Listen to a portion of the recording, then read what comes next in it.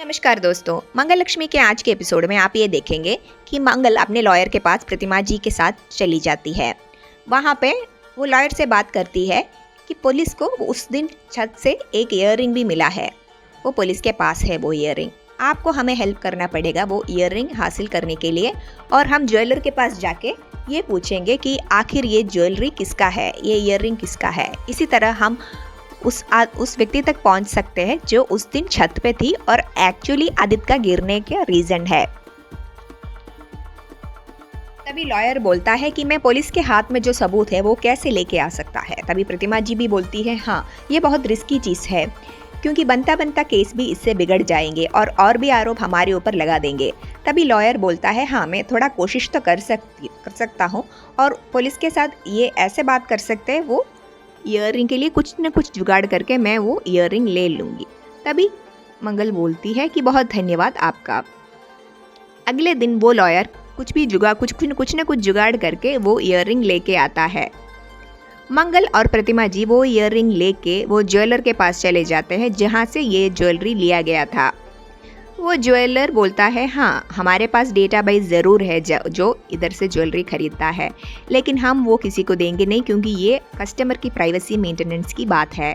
तभी मंगल रिक्वेस्ट करती है और ये केस प्रूव करने के लिए करके बोलते हैं, और इसीलिए ओनर अलाउ करते हैं डेटाबेस चेक करने के लिए। पूरा 2-3 बड़ा बुक डेटाबेस चेक करने के बाद भी मोनिशा का नाम कहीं पे भी नहीं दिखता है। तभी प्रतिमा जी मंगल को पूछती है कि किधर है मोनिशा का नाम, ये तो अभी मोनिशा भी नहीं है। तभी मंगल चौंक जाती है कि आखिर वो औरत है कौन जो उस दिन छत में आदित्य के साथ थे। कुसुम जी मंगल को एक पोटली बनाने के लिए बोलती है जिससे आदित्य के बॉडी पे गरम कोल्ड हॉट कंप्रेस करा सके। वो पोटली के अंदर बहुत सारे आयुर्वेद दवाई भरा होगा और वो पोटली से कंप्रेस करेंगे तो आदित्य को ठीक होने का, आदित्य जल्दी ठीक हो जाएगा। वो पोटली गर्म करने के लिए तवे पर रख के चली जाती है। तभी सौम्या उधर आके उसको और गर्म करते हैं ताकि आदित्य का बॉडी जल जाए। मंगल वो लेके आदित्य को कंप्रेस करने के लिए जाती है, लेकिन आदित्य का कोई रिएक्शन नहीं होता है क्योंकि वो गर्म उतना नहीं था जितना सौम्या समझती थी। सौम्या चौंक जाते हैं कि ऐसे कैसे हो सकता है, मैं तो इसको बहुत गर्म किया था। कंप्रेस देने के बाद वापस मंगल सौम्या को कमरे के बाहर मिलती है और बोलती है कि तुम तो पापा जी को भी नहीं छोड़ा था, मुझे पता था कि तुम कुछ न कुछ कांटगिरी करोगे, इसीलिए मेरा नज़र तुम्हारे ऊपर हमेशा था। तुम एटलीस्ट आदित्य अपने पति को तो बख्श दो, इस हालत में उनको ये सब अपना तुम्हारा चाल इधर मत चलाओ।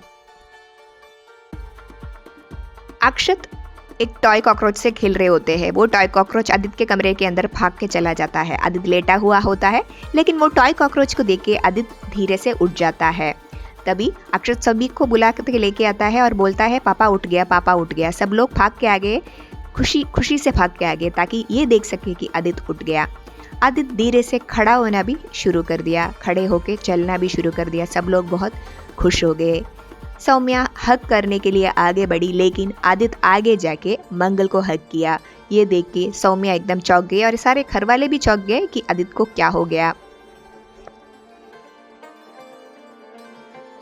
तभी मंगल बोलती है, क्या हो गया आदित्य जी, आप ये क्या कर रहा है। तभी आदित्य एक छोटे बच्चे की तरह बोलने लगता है और बोलता है कि नहीं मुझे डर लगता है, मुझे कॉकरोच से डर लगता है, ऐसे बोलने लगता है। तभी अक्षत बोलता है, पापा वो तो एक टॉय है, आप इस टॉय से क्यों डरते हो। एक 7 से 8 साल का बच्चा जैसे बोलता है वैसे आदित्य बोलने लगा है। वो जो बिल्डिंग के नीचे गिरा था, वो उसका जो शौक है उनके दिमाग में लगा है और उनका दिमाग एक 7 से 8 साल के बच्चे की तरह बन गया है, और उनके बात करने का तरीका, उनका चलने का तरीका, सब कुछ एक 7 से 8 साल के बच्चे की तरह हो गया है। और वो ऐसे चिल्लाने लगता है कि मुझे कॉकरोच से डर लगता है। तभी कुसुम जी बोलती है कि बेटा आदित्य, बेटा किसका बेटा, और आप कौन हैं। कुसुम जी डर जाती है और शॉक हो जाती है कि आदित्य ऐसे क्यों बिहेव कर रहा है। तभी कुसुम जी बोलती है, मैं तुम्हारी माँ है। आप माँ नहीं है, आप आंटी है। ये सुन के कुसुम जी बहुत शॉक हो जाती है। आदित्य सौम्या को भी आंटी बुलाता है। तब सबको ये समझ में आ जाता है कि आदित्य के जो दिमाग है उनमें सीरियस इश्यू हुआ है, गिरने के बाद कुछ न कुछ गड़बड़ हुआ है और उनका पूरा याददाश्त चला गया है। क्या आदित्य इस हालत से निकल के अपने पुराने हालत में वापस आ जाएंगे? क्या मंगल आदित्य को इस हालत से बाहर निकालने के लिए मदद करेंगे? मंगल लक्ष्मी सीरियल में आगे क्या क्या नया मोड़ देखने को मिलेगा, जानने के लिए हमारे चैनल के साथ इसी तरह जुड़े रहिए। और अगर आपको ये एपिसोड अच्छा लगा तो एक लाइक तो बनता है। और मंगल जो साड़ियाँ पहनती है वैसी ही साड़ियाँ अगर आप लेना चाहते हैं तो हमारा मीशो स्टोर ज़रूर विजिट कीजिए, लिंक डिस्क्रिप्शन में है। धन्यवाद।